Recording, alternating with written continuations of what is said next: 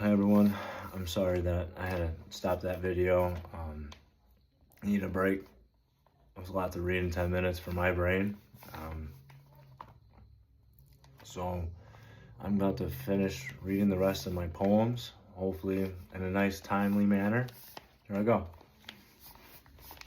This is all me, my experience, my pain, my what I see, what I've been through, even as an addict, as a recovering addict.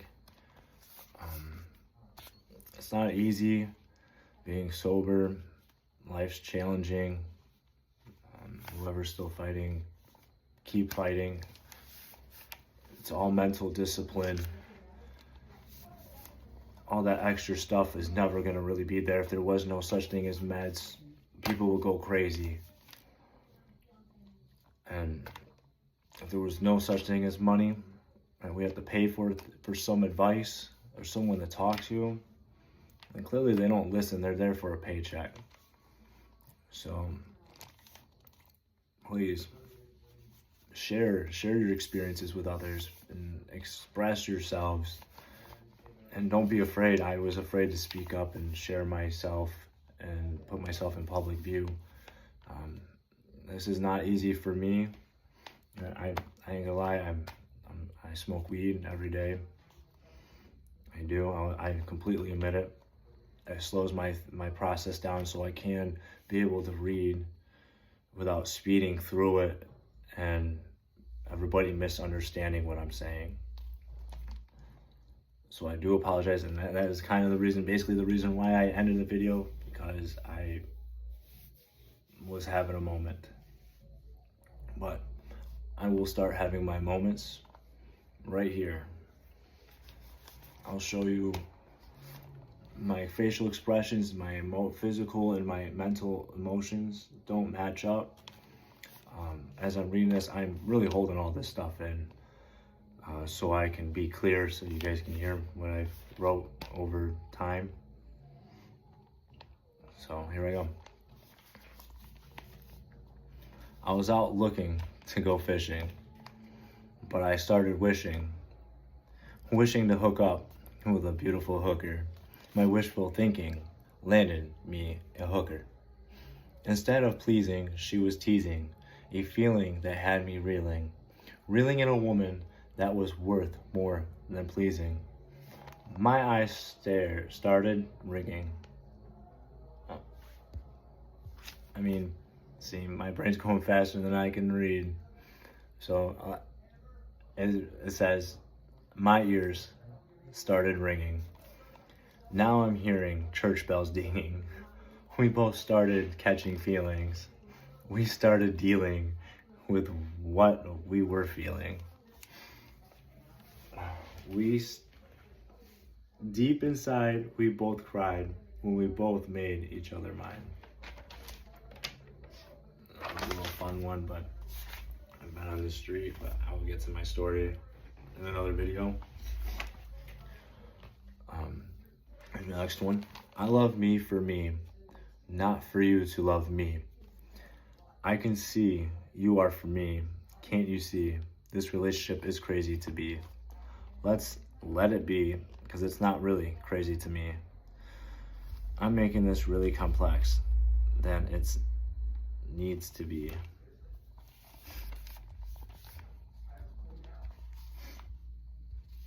Here's the next one. Once I was young, with a heart so pure, I felt not so insecure. My little mind had no fear about what was going to appear. An individual that had no fear. He took away something so pure. Every day, I would look in the mirror. That altered my mind, thinking I was queer. No adults seen pain inside a child's eyes like mine. I had to hide the pain inside.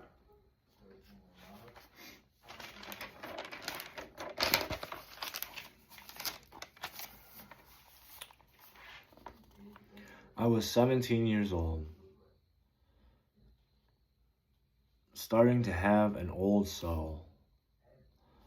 I was smoking weed out of a bowl, opened a door that tempted me to explore more.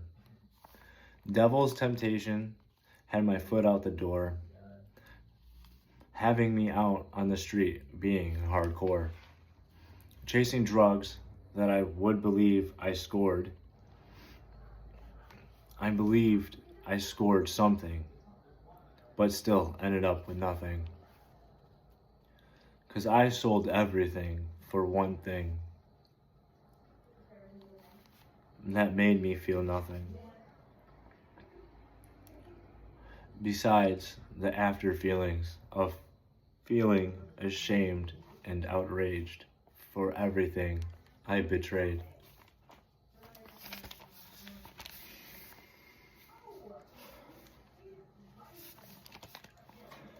I used to hate myself, just trying to be myself.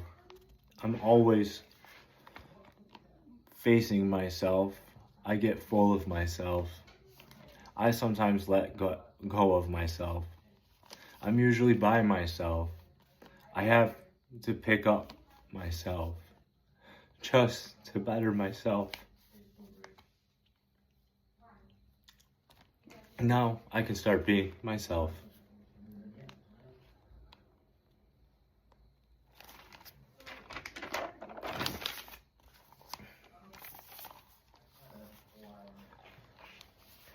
Addiction with no cure leads to no self-care, 'cause it led me not to care, making life unfair.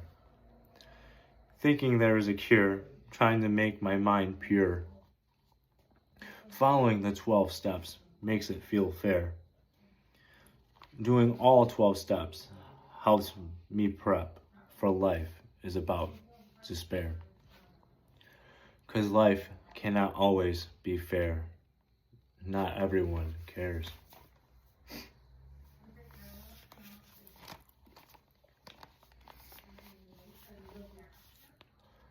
I need to isolate before I escalate.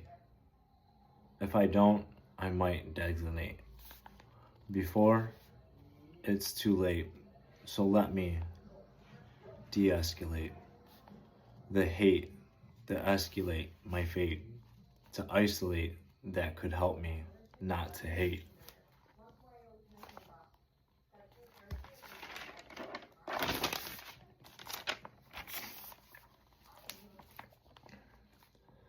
Here I am, sitting in this hallway, I am, reading Sam I Am, slowly forgetting who I am. Staff keeps asking me who I am. I tell them, Michael, I am. Trying to tell them I have a fam.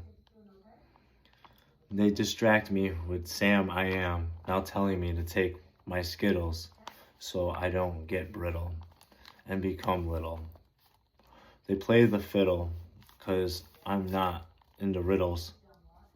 So now I sit in this hallway, popping more Skittles. Now forgetting where I am, who I am. So they asking me again, who I am. Started to believe Sam I Am, but knowing who I am.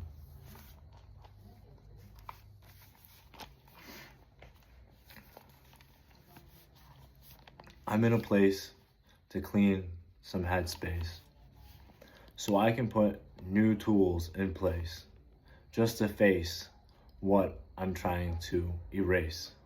Addiction problem I have to face. Feels like I am in a race, but stuck in place. Trying to figure out my mistake that's at stake. 'Cause I made a huge mistake. Hopefully fate won't make a mistake.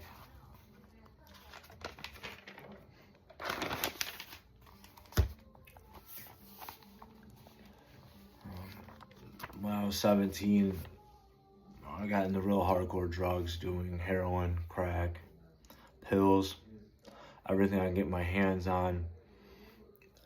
just wanted to slow down, just wanted to stop feeling pain. I didn't want to feel hurt anymore. Just wanted to block the whole world out because I hated it so much. Until I started meeting addicts, just as myself at that time.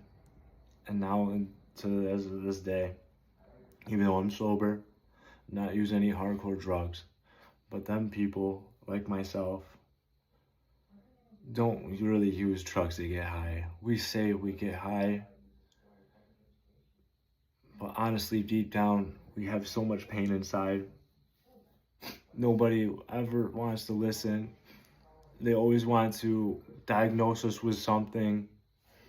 And it's not what we need. We don't need more Band-Aids of medication. Unless it's really severe and we really are seeing really totally different things that's literally not physically there, then fine. But us addicts got way more pain, but so much experience and knowledge, and know how to live for free. But yet, we make mistakes of chasing one thing and betray everything behind.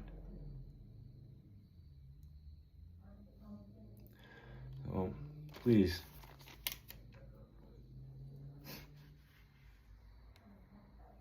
it's hard starting over 100 times. And some people can't make it out of it. Some people can. It's hard. It's hard for all of us. Especially people that are sober, that don't know anything about drugs or what it feels like. It's not, you only see the physical aspect. You only see the physical aspect. Now, sometimes we just want to just get rid of it all. So we just go with the most hardcorest fucking thing that we don't even know what we're putting in our body. Basically 100% of the time. We don't know what's in it. All we know is that we don't want to take another pill, another medication that's just going to be a Band-Aid when we can use drugs to make it permanent. But in that case, it's not the right way to go. If anybody's listening to this, even the homeless people, yeah, we all judge the homeless. It's not worth it. But my go-to to ruin everything drug was crack cocaine, or crack, basically just not pure cocaine. Everybody needs to be educated on addiction, and have compassion with people that are struggling, and really help people get back up on their feet. It's worth it. Even though they might not know how to live, teach them, have the time. It's hard to have someone in your home different, trying to trust is hard. Being comfortable, you're just expecting the same result, no different result. So being uncomfortable, facing fears, every time there's a fear that's an uncomfortable option, take it, because that's what you need. That's what your mind is looking for to proceed. But my last poem for right now, and then I'm gonna make my next video. Here we go. Crack is whack. It will hit you with a setback. Matter of fact, makes you feel out of whack. It will make you act like a rat, feeding for more, doing wild things like being a whore. Having you thinking a crumb is worth a score, but instead having you go back out doing more. Thank you.